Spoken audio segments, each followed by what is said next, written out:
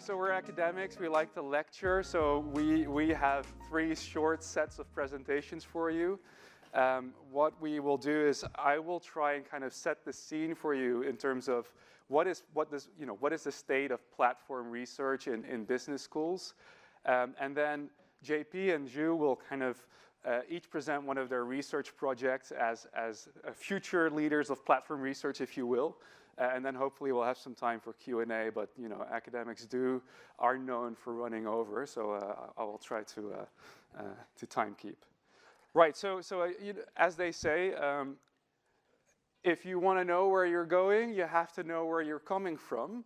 And so while JP and Joost will kind of look forward and present ongoing work, I will kind of look back with you and kind of illustrate what the field of platform research looks like as far as business schools concerned.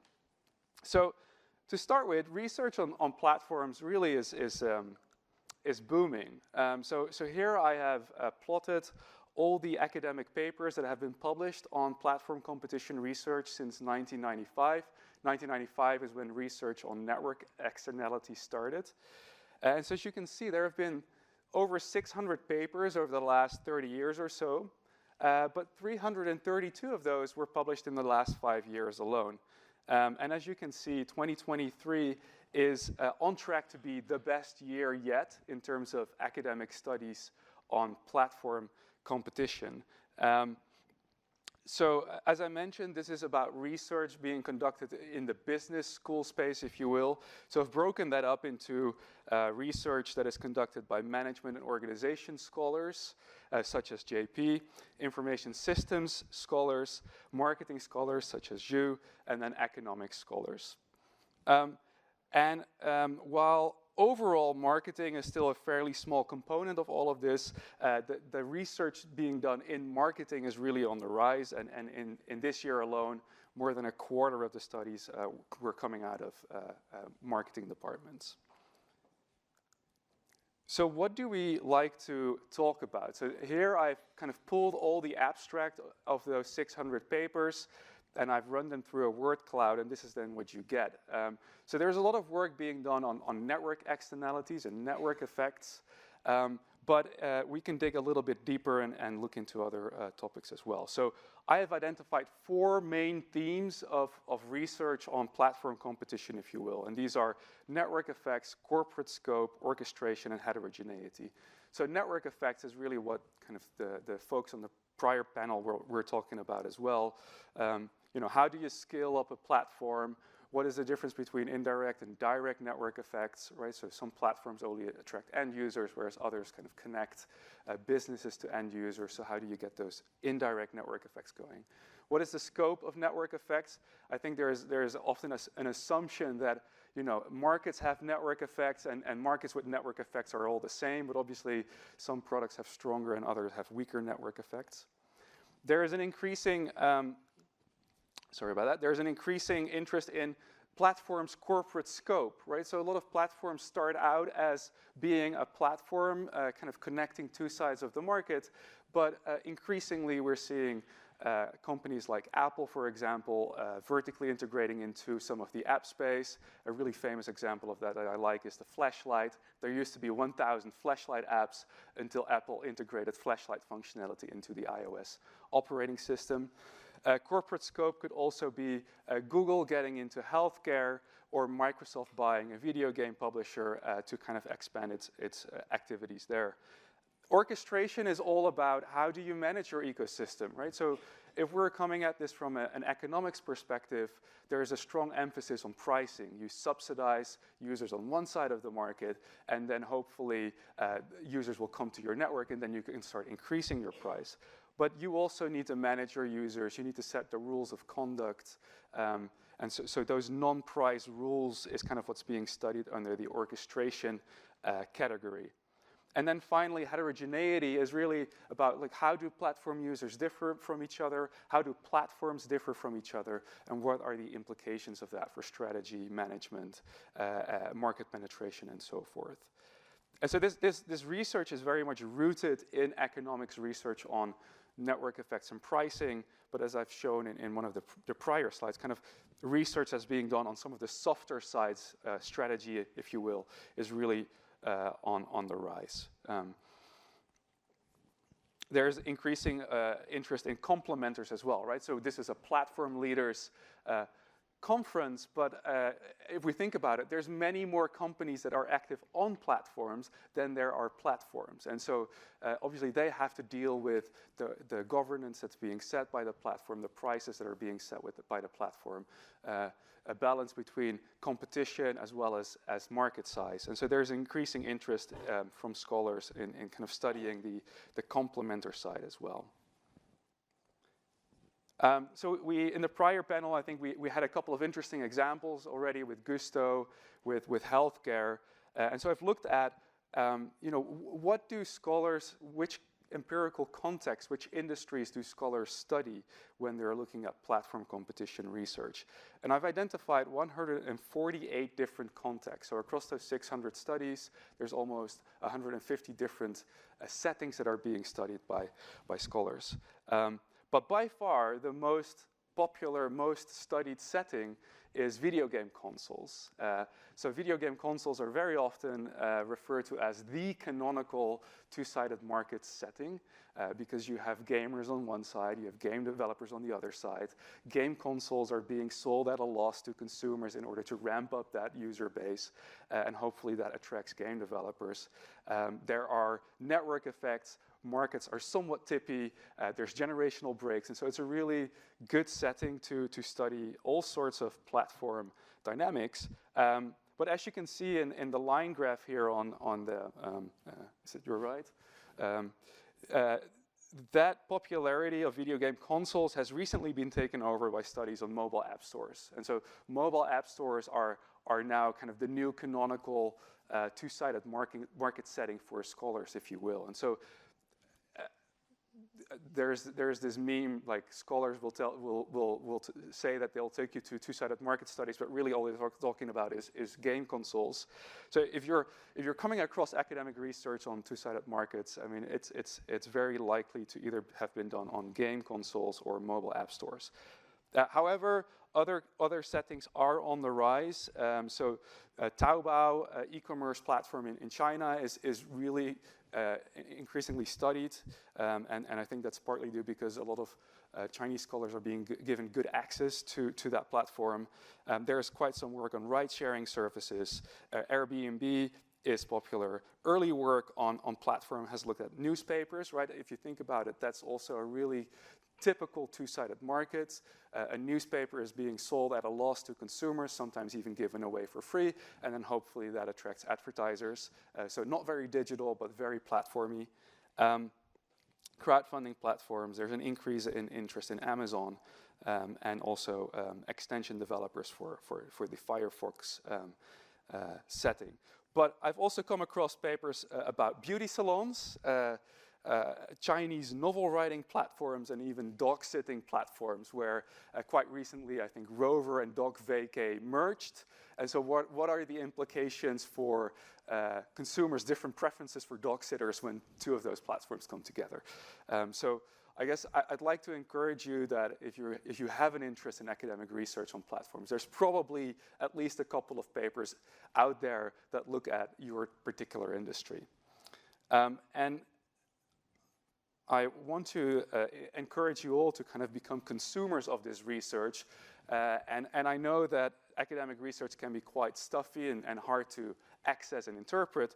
And so I've created two resources that are freely accessible. So one is platformpapers.com, and it has a reference database where you can search for papers. So you could either look for a particular field or a particular author or a particular empirical context, and it will give you some results. And there are some data visualizations, such as the one that I've showed you today. And the other one is Platform Papers, a Substack. So if you ask me, what is a platform you spend a lot of time on? For me, that's Substack. Every month, I invite a scholar like JP or Joost to interpret their research for a wider audience, such as yourself, to make that research a bit more accessible. So yeah, I encourage you all to start consuming this research, particularly to kind of deepen your intellectual base when it comes to platforms and platform competition.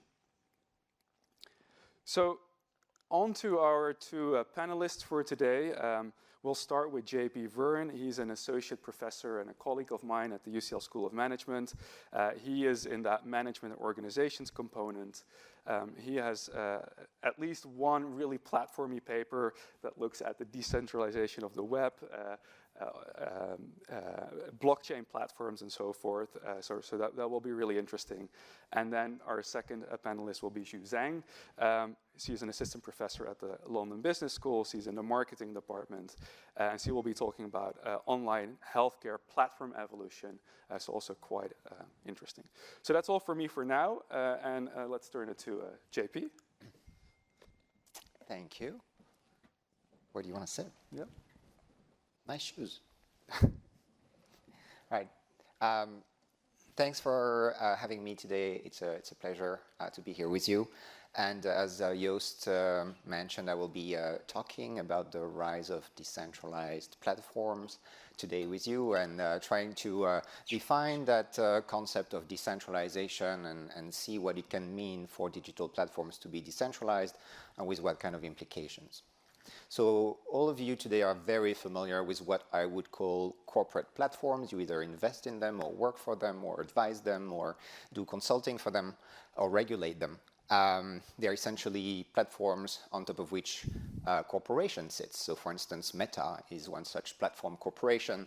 And then this platform corporation would own, design, control, and operate one or more digital platforms, such as Facebook.com, Instagram, WhatsApp, etc. So these corporate platforms is what I would call centralized platforms, in the sense that there's always going to be a CEO sitting on top of the platform corporation who's in a position to reverse any decision that's made by anyone else in the platform ecosystem, for example. By contrast, what I would call decentralized platforms, should they exist, would be a setup where there is no such platform corporation sitting on top.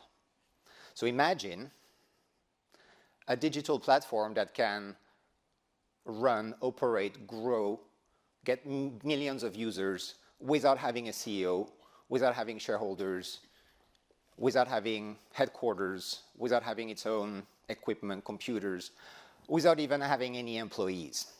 Can we make that happen?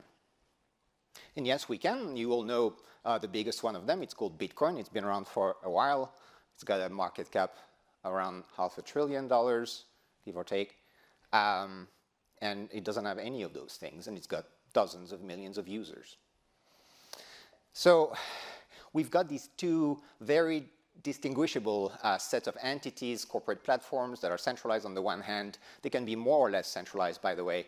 And then on the other hand, a very different kind of beast, decentralized platforms that can also be more or less decentralized. But what exactly does that mean to be decentralized, and how can we tell just how decentralized you are as a platform, and with what implications for business? So I think the big issue here is to understand how important this matters to society and to regulators across jurisdictions. We have examples in the United States where regulators, in this case the SEC, has said, well, if a digital platform is issuing digital assets, but the platform itself is decentralized enough, then maybe those assets shouldn't be considered securities. They should be exempt from regulations on securities. So that's one realm of regulation where that matters. Another realm is determining whether a platform should be considered a publisher or just some kind of intermediary that's just enabling decentralized content sharing. And that can have a big impact, just how decentralized you are in this respect, for regulations involving free speech. Here's a recent example involving Airbnb in a particular jurisdiction that I picked at random. It's got nothing to do with my accent, obviously. And I think a third realm of regulation where this matters is whether a platform can be decentralized enough so as not to be considered a business entity that requires incorporating or not. And that can have profound implications for the legality of the business models that are implemented. So we should care about how decentralized platforms are, and we should care about how we can tell, for sure, just how decentralized they are. So let me quiz you a little bit. Look at the picture and just tell me, is this stuff decentralized? Just think about it for a second. Is this not too academic-y so far? We're doing cool? This is what we do at work all day, so it's pretty fun. Sometimes we change the color, red dots, blue dots, you know. So probably you have no idea how to answer this question. I suspect most of you, I see you looking very puzzled. Let me help you out a bit and draw a circle around the dots. And now try to answer the question again, is this stuff decentralized? Now I suspect that a lot of you think, yeah, it's fairly decentralized because the red dots are like randomly / evenly distributed within the circle. Now obviously if I change the positioning of the circle, you might change your mind and think, oh, no, that stuff is no longer decentralized because now all the red dots are kind of concentrated near the center of the circle. So it's not as decentralized as the previous image. Well, maybe you're right. What I'm trying to get at here is that defining the boundaries of your digital platform is fundamental for understanding just how decentralized it is or not. If you don't know where the boundaries are, you can't answer the question. So where are platform boundaries? In general, I would say that platform boundaries should be drawn around the contributors who have authority over the operations of the platform. So let me give you an example in the case of Bitcoin. Who are the users, the contributors who have authority over Bitcoin? Wallet users, they control the private key, they can move funds around, they definitely have authority about what's going on in the platform, so they should be within the boundaries. The miners, same thing. They create blocks, they order transactions, they're very important, they have authority over the platform, they're definitely within the boundaries. Same with the software developers who actually update the code that runs the Bitcoin infrastructure. Now, important question, what about aliens with a giant laser? And this is a very profound question. Don't underestimate the importance of this. So picture aliens living in outer space that are pointing their giant laser on planet Earth and decide to shoot it. And in just one go, they destroy planet Earth. This is not the optimistic growth scenario we were discussing earlier. But by doing so, they basically wipe out all of the components of the Bitcoin platform. All the private keys, all the users, all the wallets, all the software developers, everything's gone. In computer science, people call that a single point of failure. And they tell you, well, if there's a single point of failure, then your platform is not decentralized. And they're right. But is this relevant in this case? I don't think so, because aliens are not agents that have authority over the conduct of Bitcoin operations. And so they're completely irrelevant to the question of authority and the question of decentralization. So let's forget about the aliens. What I mean by decentralization, and I think what most people mean by decentralization, is the dispersion of authority within the platform. What does that mean to have authority? It can mean two things, and they sometimes work hand in hand. It means that you have access to information that's relevant to operating in the platform, and second, you are able to contribute to the important decisions about the operations of that platform. Now let's map that out on a 2x2. We've got information dispersion on the horizontal axis, decision-making dispersion on the vertical axis. That gives us 4 possible scenarios. The first one on the top left corner has the lowest dispersion of information and decision-making. The decision makers are blue dots on this diagram. I told you I was going to switch colors. And you see in that low dispersion scenario, we only have one decision maker. So we've got maximum concentration of decision making. And we also have very low dispersion of information because even though the different agents on the platform can communicate with each other, they always have to go through that central blue player. Now, if we wanted to disperse information in that platform, we could create peer-to-peer connections between all the agents in a pairwise fashion. That's the top right scenario. There you have maximum dispersion of information, but you still have very concentrated decision making. You only have one decision maker, the blue dot in the middle. If we wanted to disperse decision making now, we'd go to the bottom left diagram, and there you have multiple blue dots. That means that now you have started to delegate decision making to other agents, and you started dispersing decision making. Finally, if you wanted to have both maximum dispersion of both information and decision making, you'd be looking at the bottom right diagram, where every agent on the platform is a blue dot on equal footing with everyone else. They can all contribute equally to all the decisions that matter, and they can also communicate peer-to-peer with anyone else. So that's what it would mean to have maximum dispersion of authority within a platform. Now, how can we measure that? How can we capture that? And I'll pick a simple example that has nothing to do with digital platforms, just for a change of setting.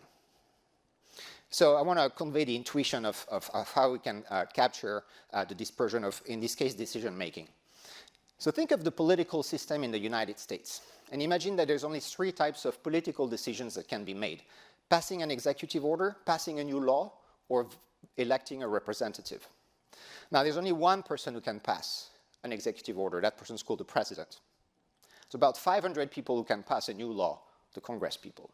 And there's about 200 million who can elect representatives. They're the American citizens who are at least 18 years old. And you can see that once we look at the problem in this way, we can start to understand how we would look for this to be maximally dispersed. Everyone would be actually allowed to contribute to all 3 decisions, and how things would look like if they were minimally dispersed. You would have only one person, maybe in the Congress, one person who can pass executive orders, and then everyone else is like a frontline person with minimum decision-making authority. So once you understand the minimum and the maximum, you can design some kind of complex mathematical formula, which I've done, but I won't show you today. And you can really quantify just how much decentralization, quote unquote, you have in your digital platform.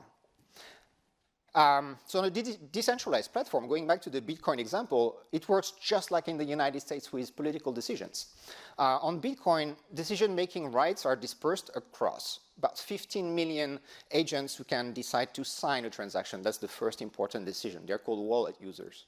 There's about 15,000 agents who can decide to accept or reject a new block of transactions. They're called full nodes. And there's about 30-ish agents who can decide to order pending transactions inside those blocks. They're called mining pools. Right, so applying the same logic I did with the US Congress and stuff, you can see just how dispersion of decision-making can vary within a so-called decentralized platform such as Bitcoin. And I can show you how it looks like when you standardize this metric between 0%, which is minimum dispersion, 100% maximum dispersion over the course of Bitcoin's history. And that's how it looks like. 100% would mean that every agent who's part of the Bitcoin platform can contribute to all the decisions. 0% means only one agent can do that. And you see that Bitcoin started in 2009 being very high in decision dispersion, around 80%, and then there was a big drop. And in recent years, maybe you don't see it very well, but it started increasing again. And now we could do the same thing, applying the same logic with the dispersion of information this time. And you would see again that Bitcoin started off really, really high as a digital platform. It had a lot of dispersion of information, and then there was a bit of a collapse. It's been catching up since then. Now, if you take those 2 dimensions and you take the average, just for the purpose of illustration, that's what I would call authority dispersion. And you can measure it, you can track it, month per month, week per week, if you want, for a digital platform. I'm showing you how you can do it with Bitcoin, but of course, you can do it with others. Once you have this data, you can look at the impact of authority dispersion on interesting metrics.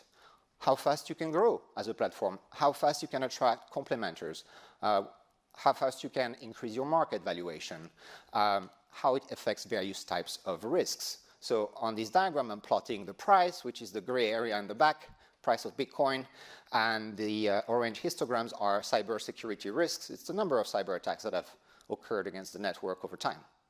You can also compare platforms with each other. So you could decide to compare Bitcoin with Ethereum, with Avalanche, with Solana, with Polygon, etc. But you could also compare Bitcoin with more traditional platforms, such as the SWIFT payment network, because after all, Bitcoin allows payments. SWIFT allows for payments.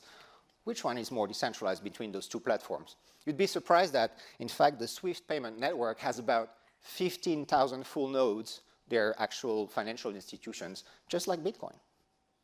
A couple of takeaways. Platform decentralization can and should be measured.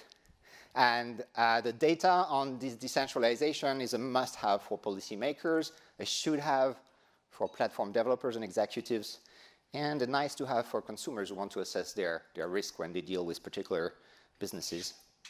Thank you.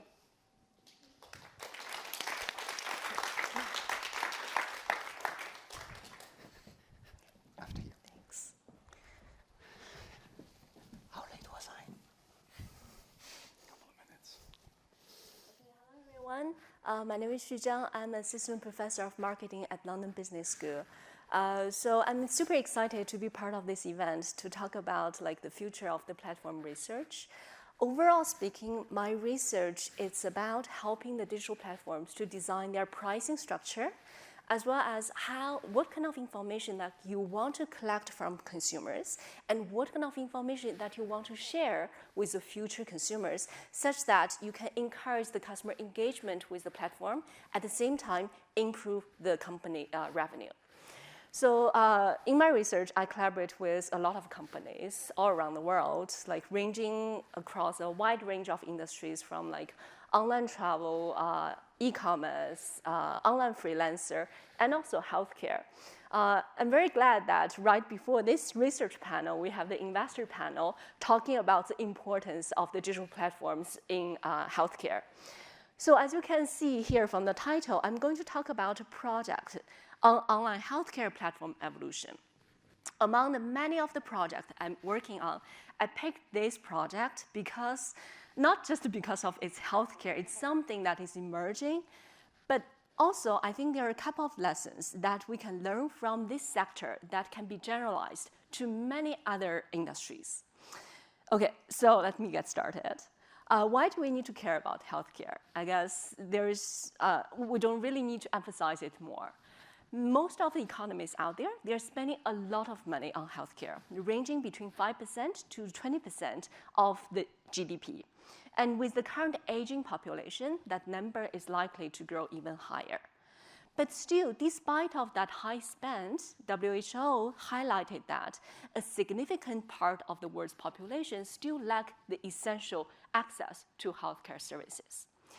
Facing those challenges, what WHO has kind of proposed is we can use the digital platforms as a promising solution to solve some of those problems. And why is that?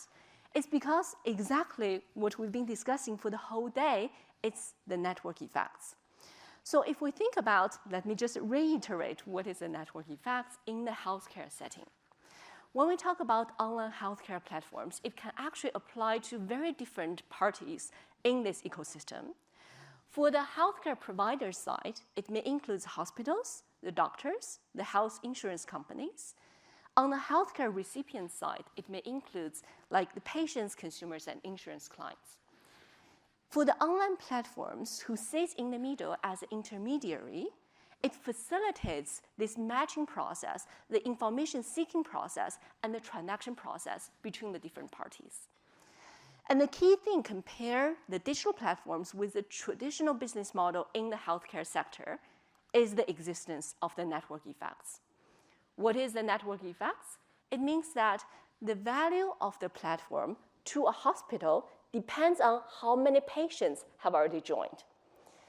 If there are more patients have already joined the platform, then the value of the platform is also higher to the hospitals, so that their adoption probability is going to be higher. So this network effects enables this positive feedback loop that also gave the platform the potential to grow exponentially. Because of that potential, this is exactly what we've been observing over time, okay? So the market growing very fast, and the investor interested in investing in those digital platforms. So we've been seeing digital healthcare platforms emerging all around the world, in both developing countries as well as in developed countries. As many of the industry experts predict that by the end of 2025, digital platforms is going to play a significant role in the healthcare sector. So now, hopefully, I've convinced you the digital platforms are important in healthcare sector. But the thing for a lot of those healthcare platforms is how can they succeed in the marketplace? If you think about how a platform can succeed, then clearly there are two goals. as Camilla and Adrian talked about, like different metrics that investors care about, well, many of those metrics are related to profit, and another set of metrics is related to growth. One key thing for the platform managers or the directors they need to think about is how can they balance those two objectives? Because in the long run, maybe those two objectives only well aligned together. Okay? In the long term, those are the single objective for a successful platform. However, in the short term or the medium term, those two objectives are very different. They go different directions. If you want to prioritize profit, then very likely you can't subsidize those participants that much. You can't give them a lot of incentives. So you're going to suffer on the growth front, and vice versa. So for a platform to achieve that growth and profit objective, then what they need to really think about is to think about the network effects and also the pricing decisions. So here, for most of the platforms out there, network effects is going to directly impact the growth results. And for the bargaining decisions, it's going to directly impact the profits. So when we talk about pricing, there are different structures. Sometimes it's a posted price. It's like App Store, like 30% fixed commission rate. That is what I charge. And you just decide whether you want to join me or not. But when it comes to some other industry, for example, in the healthcare, especially when we think about how do you set the price with a hospital, it's not really like as a platform, I can be a dictator. I tell you what is the commission rate, but rather I would go out and then talk to you to convince you that joining my platform gives you benefits, and I want to negotiate a personalized or customized deal with you. So here, in order to balance the growth and profits, essentially it comes to the question is, what is the relationship between the network effects and also different parties' bargaining power? And this is essentially what we're trying to look at in this research project is, well, this is a key question for not just the healthcare platform, but for most of the platforms out there is, when you have limited marketing resources, who do you want to target? When you have different functions, should you target different market, or should you target different business side in order to convince them to get on board? So in order to answer those questions, what we do as researchers is, well, we find collaborators, we find platforms out there who wants to get the answer to those questions. So here, the company that I collaborated with is a company from China. This is one of the leading Chinese health checkup platforms. This sector is huge in China. On an annual basis, there are over 500 million checkups being conducted with a market valuation of $30 billion. And to just give you a sense about how these platforms look like, here is a screenshot. As you can tell, here we're talking about those screening tests, the preventive tests, like you pay out of pocket, you don't really need a prescription from the doctors. So it functions very similar as the e-commerce markets, but it is in the healthcare domain. So looking at this platform, the platform share with the researchers like very detailed information about their growing data as well as their sales team like negotiation data. So here are two figures showing you how this platform had been growing over the years. From the first day of the platform launch date until 5 years after, for the top panel, it shows the growth pattern on the consumer side. Well, this is kind of the dream for most of the platforms out there. If you can see exponential growing pattern, that means you are doing a great job. And that's something that you can really convince the investors. And the bottom one, it shows the hospital side. Because here, for the hospital, it's not like you need to have the sales team to talk to them, to negotiate and renegotiate and maintain this relationship. So it is constrained by the sales force resources. As a result, you see a more linear growth pattern. So based on those data from this collaboration and what we do. So I'm not going to show you a lot of numbers or tables, but I just want to share with you how those kind of collaboration between industry and academia work. So as researchers, what we do is typically we would talk to the platform. First thing is to identify what is their pain point. what is the thing that keep them awake during the middle of the night? So in this case, they know they have probably only 100 salespeople. They don't know where to send those people. Because at different point of time, sometimes they want to prioritize profit, sometimes they want to prioritize growth. So first, we want to understand what is the pain point. And after that, as researchers, what we do is we're going to go out and then to have a very good understanding about the real world scenario. What do I mean by real world scenario is I want to understand how your company functions. How about your competitors? What is the overall industry trend? And then I'm going to build an overarching model to capture everyone's decision-making process into this model. And then after understanding this model, the next thing is, well, from the company, from the focal company, they're going to provide me the data. From their own data, I get to know how their customers are making decisions, how this company is competing in this industry. And from that modeling process, from that data, I can uncover all the decision-making process made by individual consumers, made by individual hospitals. And why do I want to model all of those? The reason is I want to simulate what-if scenarios. What is what-if scenarios? It's, for example, for a healthcare platform, they started in London. But next, they have two options. They can either expand into Berlin or they can expand in Birmingham. So in practice, you can think one way is you can run experiments, but clearly that's very costly.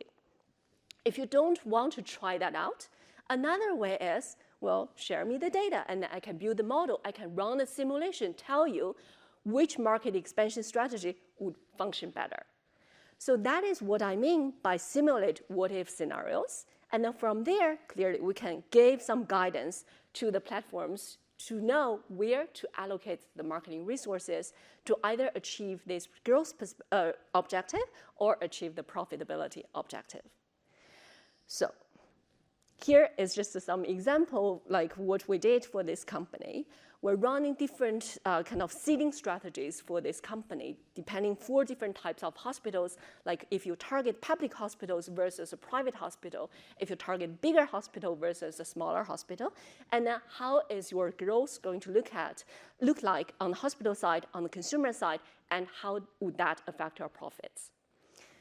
To summarize, well, there are a couple of things that hopefully I delivered through this presentation. The first thing is network is super important. For a platform, if you want to think about monetization strategy, always come back to the network effects.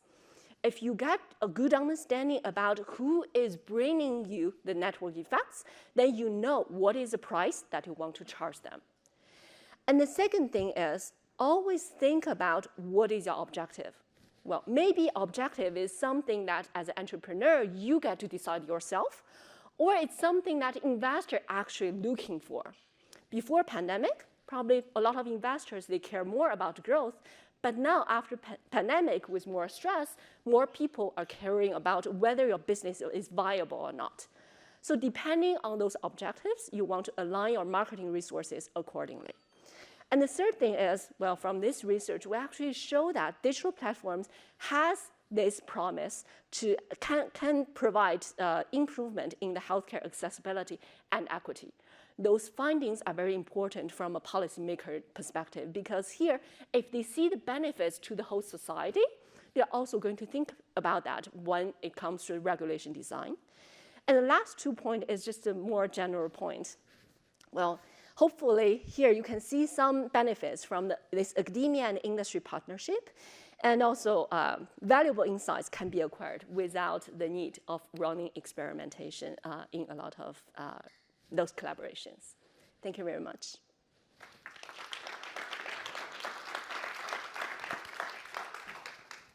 I know we're now standing in between you and coffee. I don't know if there's any burning questions about aliens shooting lasers at the Earth or healthcare checkups. What do you feel are the pros and cons of a decentralized platform as opposed to a more centralized platform? And what is the logical conclusion of decentralization over time, maybe the next 10 years? So there are many pros and cons. I'll pick maybe two as examples that I find particularly important. I think a big advantage of platforms that are decentralized is that they can make a credible claim of platform neutrality, meaning that they can attract contributors and they can credibly prove to those contributors, they can be complementers building on top of the platform, that there's not going to be a rug pull later in the future whereby the rules of the game will be changed unilaterally, and all those people that have joined the platforms and made a living out of it will end up being fooled later on because the rules have changed and they didn't have a say. So I think there's a number of markets and industries where this can create tremendous value, but not always and not everywhere. On the other side, I think centralized platforms have a strong advantage in that they're, what we're seeing in the data is that they're just faster at innovating.